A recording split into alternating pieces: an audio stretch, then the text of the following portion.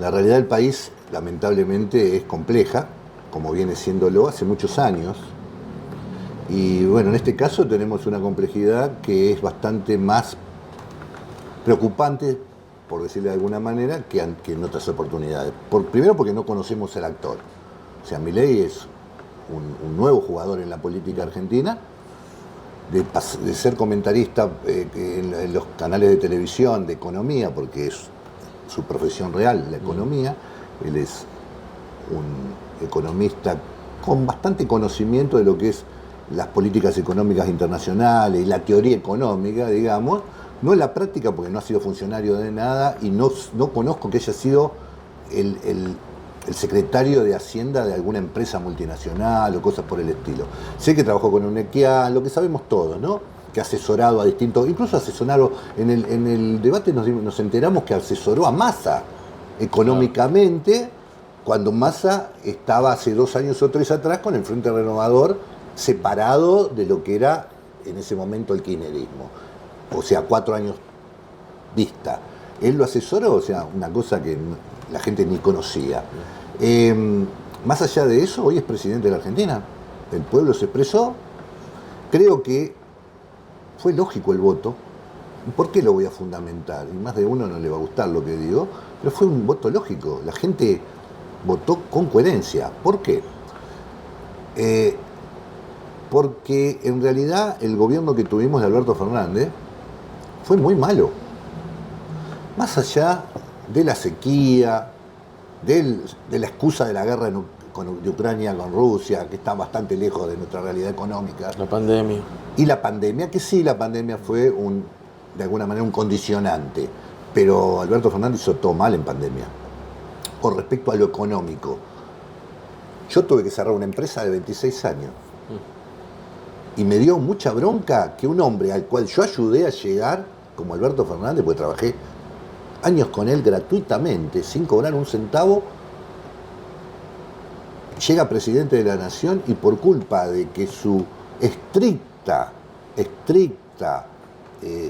diríamos, ¿cómo sería el término adecuado? Encierro, el estricto encierro que hizo de no permitir que los comercios abran, fundamentalmente los que éramos paseo de compra. Yo tenía un paseo de compra, 26 años, 140 familias se quedaron sin trabajo, gracias al señor presidente Alberto Fernández, es compañero mío de ruta política. Un desastre, pero no porque a mí me fue mal, porque le fue mal a la Argentina con Alberto Fernández.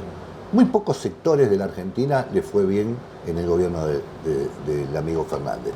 No estaba capacitado para ser presidente de la Nación, eso es evidente, y aparte tuvo otro problema, tuvo un comando bicéfalo, pero no es él y otra persona, él simplemente era el CEO, él era un elemento de administración del gobierno. En realidad, el kirchnerismo por un lado y los que lo pusieron a Alberto Fernández, que es el Círculo Rojo, sin dar nombres, todos sabemos de qué estoy hablando, por el otro lado. Muchos creen que lo puso Cristina, no, Cristina estuvo obligada a que Alberto Fernández fuera el presidente de la Nación. Hoy lo puedo decir porque Alberto Fernández terminó su mandato y Cristina prácticamente está como retirada de la política, aunque no lo creo del todo, pero está como retirada de la política. Y la verdad que, como dice ella, Cristina fue víctima del lawfare. No la estoy defendiendo porque Cristina tiene un montón de cosas que dar explicaciones a la gente, a la justicia y a los compañeros peronistas fundamentalmente, que nos trajo un montón de problemas, su accionar dudoso, vamos a ponerle un término, su accionar dudoso con respecto al dinero, a las cuentas, a los gastos del gobierno, a las inversiones y a un montón de cosas, que hay causas que muchas son exageradas y son mentirosas y otras no lo son tanto, hay alguna realidad. Entonces, creo que Cristina, por un lado, le decía a Alberto Fernández lo que tenía que hacer, pero Alberto Fernández tenía a la gente que lo había puesto, que también le decía lo que tenía que hacer. Y en esa bicefalía, en ese gobierno, dicen los que navegan que cuando un barco tiene 2 capitanes se hunde. Y esto pasó con el gobierno de Alberto Fernández. Tenía una capitana dentro del gobierno, que era Cristina Fernández de Kirchner y su equipo, y tenía un capitán fuera del gobierno, que era el sector del Círculo Rojo, con un CEO, obviamente, que todo el mundo sabe quién es, y su equipo. Y así no se puede gobernar, porque no se puede quedar bien con Dios y con el diablo, no se puede ser nacional y popular y a su vez ser restrictivo en las acciones de gestión de producción, de trabajo, de inversiones. La verdad, pensé en algún momento que no llegaba al final del mandato. Gracias a Dios, llegó y pudimos llegar a los 40 años de democracia, que es lo que más me interesa de todo este proceso, como hemos llegado pudiendo la gente expresar su mirada del país con un voto, con premios y castigos. Y ahí es donde aparece Milei. Después de un mal gobierno, Milei con su impronta de que terminemos con la casta, de que voy a hacer esto, voy a hacer aquello, que vamos a ser potencia en 30 años, le endulzó el oído a los argentinos, que venimos muy golpeados con la realidad. Entonces, cuando te endulzan el oído, claro, uno de alguna manera se aferra a una ilusión, a un deseo, a las ganas de que las cosas mejoren. Y hoy tenemos este caos económico donde no hay una medida o un proyecto de gestión económica realmente serio sobre la mesa. Todavía no lo vi. Quiero creer que están trabajando en eso. Lo que veo es ajuste. Me hace acordar, yo era chico, pero tampoco era tan chico, ¿no? Es un Celestino Rodríguez, el amigo Caputo. Vino, como vino Celestino Rodríguez, ¿se acuerdan? Allá por los 70, a poner orden en la caja pública, haciendo este desastre, ¿no? Una terrible suba de valores, de precio de las cosas, de los alimentos, de lo que comemos todos, de lo que consumimos todos los días, de las tarifas, ajustes en las tarifas. Eso hizo Celestino Rodríguez. ¿Qué tuvimos después? Un caos económico. No hubo una solución. ¿Por qué? Porque no había un plan.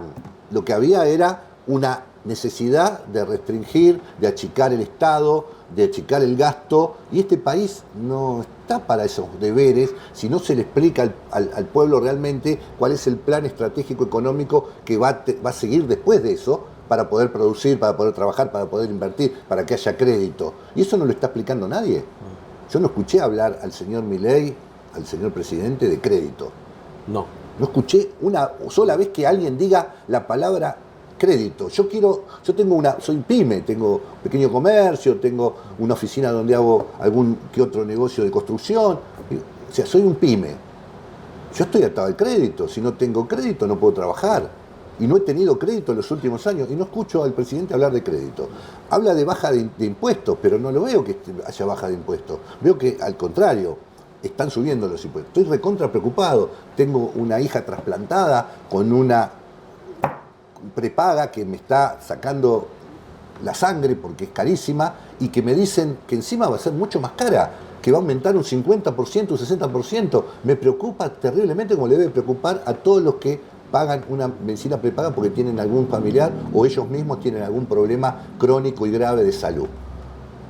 Me preocupa, o sea, hay cosas que veo con buen agrado, me dicen que sacan los registros de automotor, me parece bárbaro. Me parece bárbaro porque es un gasto innecesario. Yo no lo sacaría, tal vez yo los limitaría. Hay mucho sellado, mucho impuesto ahí que no sabemos a dónde va a parar. Y mucha burocracia.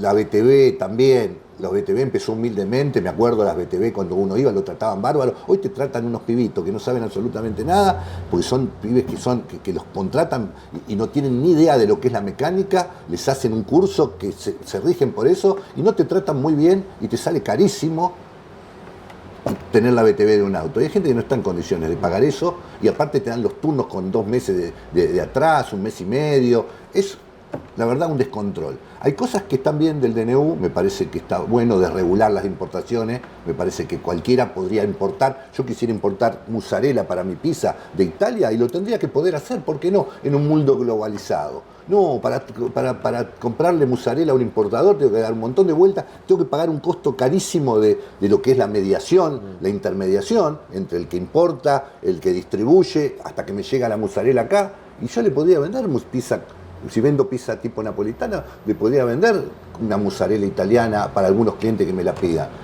Más allá que tenemos buena mozzarella en la Argentina. Pero digo, lo doy como un ejemplo, ¿no? Sí, y el bicicletero podría importar bicicletas y no tener que comprarle a un distribuidor, y el costo argentino sería mucho más bajo. Entonces, eso me parece que está bárbaro del DNU. Pero hay un montón de cosas que son restrictivas, hay un montón de cosas que son complejas. La reforma, claro que hay que hacer una reforma laboral. pero hay que hacerla con criterio, sentado con los actores que son, en este caso, los sindicatos, los jueces laborales que aplican la justicia laboral muy mal aplicada, porque siempre ganan los mismos, es bastante leonino ese tema. Entonces, siéntense y armen algo inteligente. No, deróguese, quítese. ¿Y qué viene atrás de eso?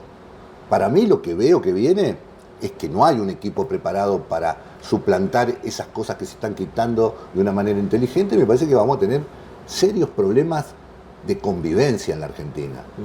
Retomo esa idea de Alberto Fernández, fue el CEO del último gobierno. ¿Milei qué sería de este gobierno? Y Milei también es un CEO, sin duda. No es una persona que un día se levantó, como él dice, que llegó la voz de Dios y le dijo, eso que se lo cuente a una criatura de la primaria, que ni creo que le crea, del jardín de infante. Milei es un hombre que lo han preparado. Encontraron la persona que no tiene ningún problema en decir lo que piensa, que no tiene ningún problema en enfrentar a la política, que no tiene ningún problema de enfrentar una cámara de televisión, imponer su voz como ha impuesto en todos los programas, no dejando hablar a los demás, habla más fuerte, grita, se impone, pone cara de malo, y termina siendo presidente de la nación, una persona que le puso al bastón de mando de la política 4 perritos. O sea, que yo amo los perros, pero me parece que es medio una falta de respeto de hacer un chiste. A los gatos, por ejemplo. ¿Por qué no? O sea, ¿se entiende? Digo, a los animales en general. Hubiera puesto un perro, un gato, un mono y un caballo y estaríamos todos más o menos representados, el horóscopo chino completo. Me parece una falta de respeto a la gente. Doy este detalle estúpido porque es tan estúpido que termina siendo grave. Entonces, no me gusta cómo está manejando las cosas con tanta falta de profesionalidad. Un tipo que estaba diciendo por todos lados que él era recontra profesional, que tenía todo el equipo armado. El equipo armado, la mitad del equipo, más de la mitad del equipo es Cambiemos. Y no es lo mejor de Cambiemos. ¿Cómo ves esa sociedad Cambiemos o pro Milei, pensando en también algún fantasma de, bueno, si a Milei le va mal, atrás está Cambiemos o el pro Macri? Yo creo que viene por ese lado, ¿no? Hay un sector de intereses externos de la Argentina, intereses transnacionales que son muy fuertes en el mundo. Vamos a hablarlo con nombre y apellido, ¿no? Inglaterra, Israel, Estados Unidos, están interesadísimos en que la Argentina no avance con los acuerdos con China, están interesadísimos de que la Argentina no se sume a la movida brasilera de Lula con respecto a lo que viene a ser, de alguna manera, los gobiernos nacionales y populares de Latinoamérica. Están muy entusiasmados con que Latinoamérica no esté totalmente unida, con lo cual Argentina, que es uno de los países más ricos de Latinoamérica, sin duda, y del mundo, es interesante que tenga un gobierno que le responda a estos intereses. Y ya está más que claro que Milei fue a Estados Unidos, dice que el primer viaje que va a hacer fuera del país ahora como presidente es a Israel, ya estuvo demostrando claramente que él también valora a Margaret Thatcher y a las políticas a Churchill, que ha hablado peste de los argentinos, y bueno, nada, digo, no lo digo yo, lo dice él. Entonces, esa persona votó la gente, la votó por hartazgo, pero creo que el voto argentino fue un voto estratégico. Me parece que este es un gobierno de transición. Suena fuerte, ¿no? Pero me parece que es un gobierno de transición, como lo fue el de Alberto Fernández, que ojalá termine el mandato como el de Alberto Fernández. Pero bueno, serán estos 8 años que tendremos que caminar por el desierto los argentinos para encontrar el sistema, porque no es la persona. Acá está el error de la Argentina y el error de un montón de políticos que por cuidar el status quo no dicen lo que realmente piensan. La Argentina no está, sus gobernantes no están maduros, no el pueblo argentino, sus gobernantes no están maduros para llevar adelante un proceso presidencialista. Eso, ¿cómo sería? Claro, hay que ir a un proceso de parlamento. Primer ministro con un régimen parlamentario. No podemos dejar el país en manos de una persona. Está demostrado que cada vez que dejamos el país en manos de una persona, esa persona, por diferentes cuestiones, por presiones, por cansancio, por incapacidad, ha hecho que la economía y la vida de los argentinos sea cada día peor. Terminemos con eso, un primer ministro con un régimen parlamentario, si no funciona se cambia y no hay ningún riesgo de cortar con la democracia o de que la democracia se pierda. Es totalmente democrático tener un parlamento que gobierne. Es interesante, pero antes me hablaste de transición y de 8 años. Digo 8 años porque la de Alberto Fernández la tomo como una transición y esta sería la nueva transición. Una transición. Y una transición de cara a qué es lo que vislumbrás, digo, un peronismo aprovechándose en el buen sentido, digo, político de un país que va a un destino contrario y puede generar una oportunidad en nuevos hasta actores del peronismo. ¿Por dónde ves que está la salida? Veo que hay, por un lado hay que buscar una salida, pero por otro lado hay gente que tiene un objetivo claro para que esto sea una transición y que después vaya a saber qué cosa. Yo estoy hablando de poderes transnacionales, estoy hablando de países que no tienen que ver, que tienen mucho que ver con la Argentina. Estados Unidos, obviamente, estamos en Latinoamérica, ellos están en el Norteamérica y nosotros estamos en Latinoamérica, pero somos todos americanos de alguna manera. La Constitución nuestra nace a la sombra de la Constitución de ellos. Hay muchos intereses de Estados Unidos en Latinoamérica, fundamentalmente en la Antártida, en el Estrecho de Magallanes, en la Patagonia, con el petróleo, con el litio y con un montón de riquezas que tiene la Argentina, el agua misma. Entonces, después está, obviamente, Israel, donde puede poner plata y donde puede manejar negocios, lo hace en el mundo entero. Y es lícito y está bien, y lo hacen. El tema es que nosotros se lo permitamos y hasta dónde. Y después está Inglaterra, que Inglaterra son los piratas más viejos de la historia de la humanidad. O sea, se nos quedaron con las Malvinas porque le dimos la oportunidad. Esa oportunidad que le dieron los militares en ese momento, ¿fue una estupidez o una noche de borrachera de un general? ¿O fue algo pensado estratégicamente desde afuera para que se terminen quedando con la Malvinas? Yo a esta altura de mi vida, con las canas estas que tengo, no me creo que un tipo una noche se emborrachó, un tal Galtieri, y dijo vamos a la guerra y mandó a que mueran un montón de pibes. No me lo creo. No me lo creo. Y se fueron muy rápidamente sin prestar realmente el verdadero combate que tendría que haber dado la Argentina. Incluso hubo colectas y plata que no se sabe ni siquiera dónde está. Dejaron a estos chicos que fueron a Malvinas a la deriva. Ahora, después los transformamos en héroes, que lo son, pero por un acto fallido del gobierno. ¿Cómo le va a declarar la guerra a Inglaterra en las condiciones que estamos, pensando que Estados Unidos iba a ser neutral? Es una locura. Es totalmente una locura. Si son socios históricamente, desde la Segunda Guerra Mundial, Inglaterra y Estados Unidos, si no, no se hubiera creado la OTAN con Estados Unidos adentro. Israel siempre ha sido, de alguna manera, un garante de la finanza de la bolsa inglesa, que es una de las más fuertes del mundo, y de la bolsa americana, de Wall Street, que es otra de las más fuertes del mundo. Siempre están los capitales de Israel o de empresarios israelíes en el mundo. Entonces, no tenemos que ser ingenuos. Milei está apoyándose en eso, no lo digo yo, lo dice él. Se fue a Estados Unidos, se abrazó con algún expresidente de Estados Unidos, dijo que Estados Unidos lo apoyaba. O sea, con Israel, vuelvo a repetir, que tiene hasta quiere cambiar incluso de su religión, está estudiando la Torá, pero eso sería un tema religioso. Pero políticamente dijo, es el primer país que admira a Israel, y aparte de Inglaterra también ha dicho lo que dije hace un ratito, Margaret Thatcher, Churchill, no sé, peligro. O sea, lo que veo es danger, ¿no? 4 años, dentro de 4 años, ¿quién toma este gobierno? Porque esto es transición pura. Milei no es el hombre que está capacitado para estar 8 o 12 años gobernando la Argentina. Pero no estoy hablando de capacidad intelectual, que no soy quien para medirla. Estoy hablando de capacidad política y sí soy quien para decirlo, porque tengo 35, casi 40 años de militancia y he visto un montón de presidentes y he trabajado con muchos de ellos. O sea, es una transición rumbo a algo más peligroso. Sin duda. Pero con respecto a lo interno, lo que vos me mencionabas, el peronismo es fundamental. El peronismo, en algún momento, Perón dijo, todos son peronistas, lo que pasa es que todavía algunos no se dieron cuenta. Y un poco de verdad hay en esto. Lo escuché a Milei cantando la marcha peronista el otro día. ¿Lo vieron en un acto ustedes? En un acto que un sector que lo apoya, que es de Cambiemos, cantando la marcha peronista. O sea, no tiene ningún problema el hombre. Ningún problema. O sea, puede pasar de la derecha a la izquierda sin ningún tipo de complejo. Ahora digo, ¿no es peligroso esto? Me parece que sí. El peronismo hoy por hoy no está existiendo. ¿Por qué?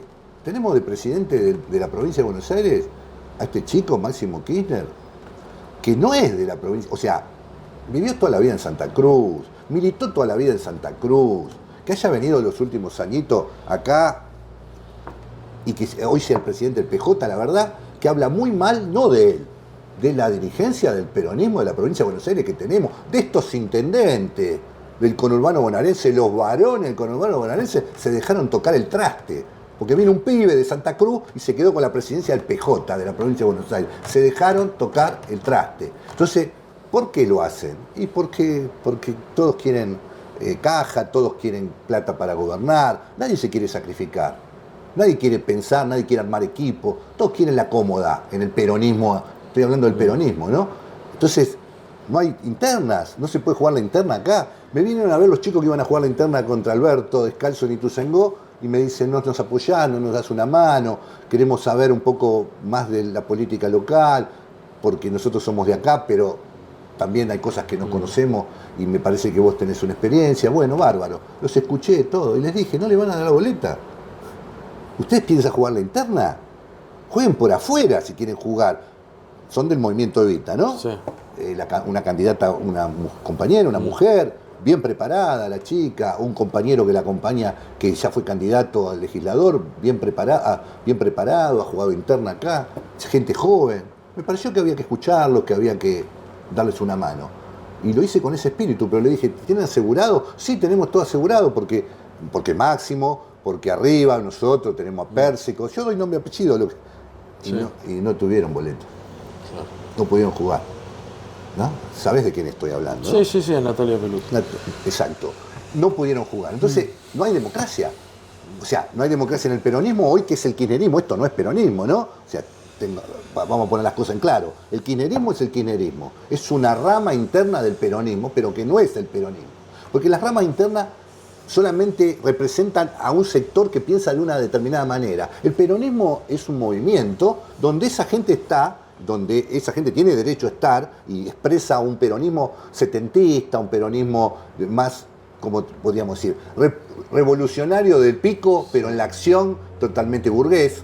Y nosotros representamos, por lo menos yo represento otro peronismo, el peronismo del primer gobierno del 45 de Perón, junto con el Perón que vino en el 74, 73, sabio, inteligente, que hablaba de la unidad nacional, que hablaba del continentalismo, que hablaba que había que tener cuidado con el elefante asiático, que hablaba de la importancia del agua, que hablaba de las cosas que después sucedieron, que hablaba del clima, del medio ambiente. De ese Perón soy yo.